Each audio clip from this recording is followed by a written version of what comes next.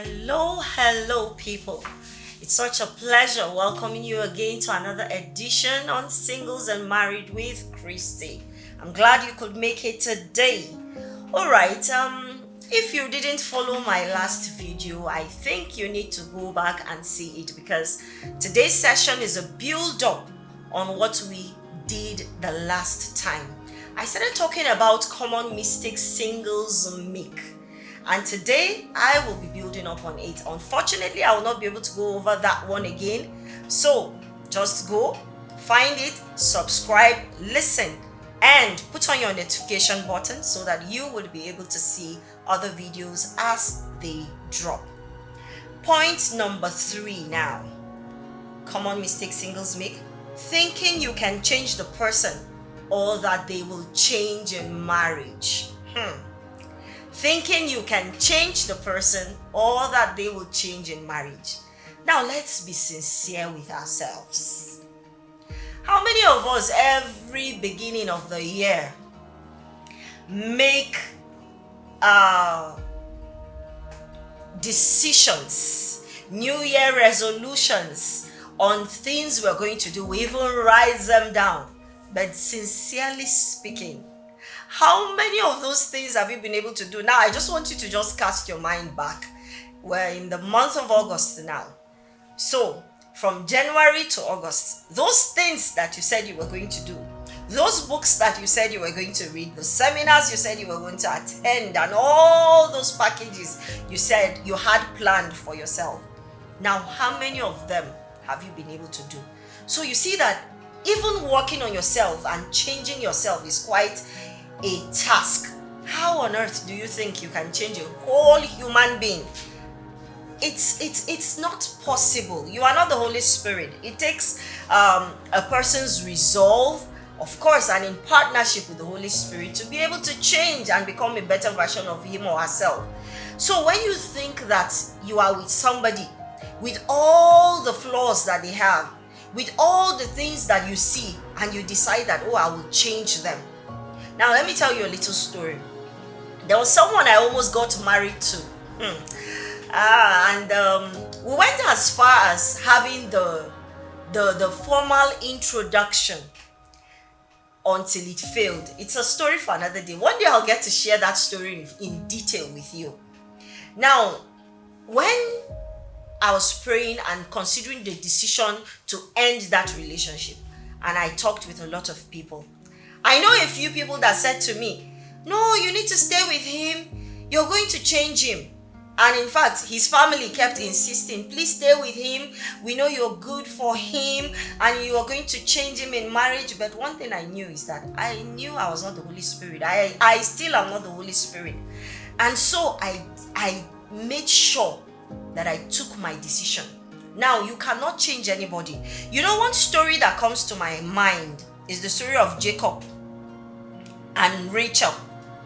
You know that when Jacob went to the house of Laban, Jacob was someone that came from the lineage of the one true God. Of course, Abraham and everything, Isaac and then Jacob. Now he met with Laban, met with Rachel. He liked this woman very much. But guess what? Even after marriage to Jacob, several years together, when he was leaving the house of his father-in-law, she stole from her father his gods. So even marriage with Jacob had not influenced her enough to stop loving the gods of her father. She still had love for them in her heart. Now, this is one thing you need to take note of. And as I was talking about that, another story comes to mind, the story of Hosea and Gomer. You need to go to the book of Hosea to read that and get more details for yourself. Even though that story, God brought it for us to understand his love and how much or how far he can go for his church. But guess what? Gomer did not change. She was with Hosea. Hosea loved God, but she didn't change. She remained herself. So it is a very, very big mistake for any single to think that you will enter into a relationship or even begin a marriage and think you will change the person. See, what you get before marriage, you will get even double in marriage. If they are not ready to change for themselves, make a decision to adjust themselves, they will not change for you. They could pretend to change for you, but they will not change for you. So if he's living a wayward life, he will live it.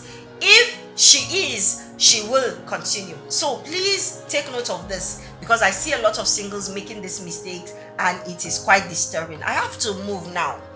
Another common mistake that singles make is thinking you have the power to keep the person, closely related to changing the person. You think you have the power to keep the person.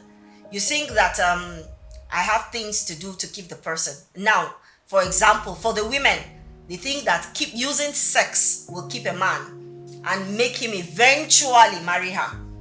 And then for the men, you think maybe using money, and for both the male and the female, thinking that they could use service to keep the person. Now I'll have to talk later on. There's a topic I'll be talking about directly to the single ladies and to the single men, which is peculiar to them. Common mistakes single ladies make and common mistakes single men make. There are peculiarities to this gender. But for now, this particular one, both the men and the women make this mistake. For the women, they think that sex would be used to keep a man. Now, just recently when I was counseling somebody, I understood she had been in a relationship with someone for about 7 to 8 years. And she kept going on that relationship thinking that, oh, he's going to marry her. When he had nothing, she was on. And now he's doing well and she's still holding on to the relationship. And she said something that broke my heart. She said the last year she did something stupid. In fact, before she mentioned the stupid thing she did, I already knew what she did. She said, I got pregnant because I thought that after the pregnancy, he would stay with me. Now, this is something that I have heard a lot from a lot of singles, and it's so disturbing. Now, she got pregnant, and guess what he told her? He said, oh, I don't want to get married because I want to get married in church. I want to have it the proper way. My parents are going to feel bad. That's always the story. And guess what? She took it out. And now he's still not married to her. And he's even going out with other people. So you see that at the end, he might not even marry her. We've had stories like that a lot, where you see a lot of young women staying with a man thinking that giving him sex will keep him, or going to do service for him, washing his clothes, ironing for him, cooking for him, warming his bed, and thinking that with all this, that the man is going to stay. Now, you can't keep a man that way. When you give him all that, he doesn't have need for anything. You've given him all that a wife will give to a man now. He has everything that he would want in a wife. You have given him as a single man. So there is nothing again. See, one thing with the men is that they like an adventure. Now, you have not given him anything to want to stay with you again. So he leaves.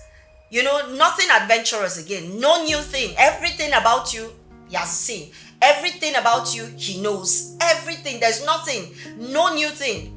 And for the men, some of you think that it's your money. You know clearly that this woman doesn't like you.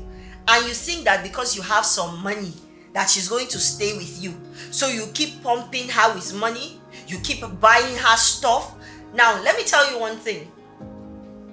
If you think that money will keep a woman, when someone that has more than you comes, she's going to leave you for him.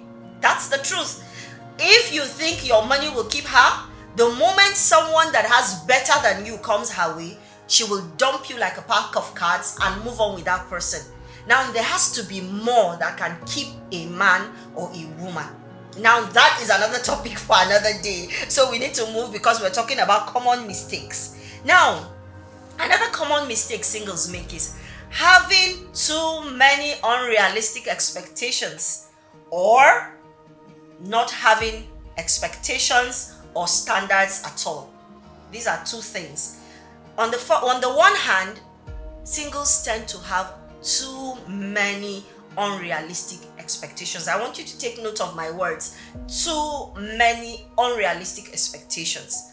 For example, you want a man from the books. When we talk about, for some of us growing up, some of the books we read, I will confess, before I got serious with God, we read books like a lot of romance books, Mills and Boone, Temptation, whatever. We read all manner of books, and they tell a lot of stories. The way they describe a man in that book, you'll be longing to marry that kind of person, but forgetting that it's just a story.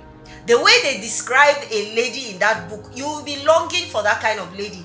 So you see women saying they want a six-pack, they want tall, dark, and handsome. They want someone that is rich, that can afford a car, that can afford all the wigs she wants to buy, that can do this, can take her to Dubai, to the Maldives, and all places. And then the young man also wants a woman that is figure 8, figure 6, figure 9, depending on what. He wants fair and tall. He wants a woman that walks like what? He wants everything. The expectations, we build, is like building on castles.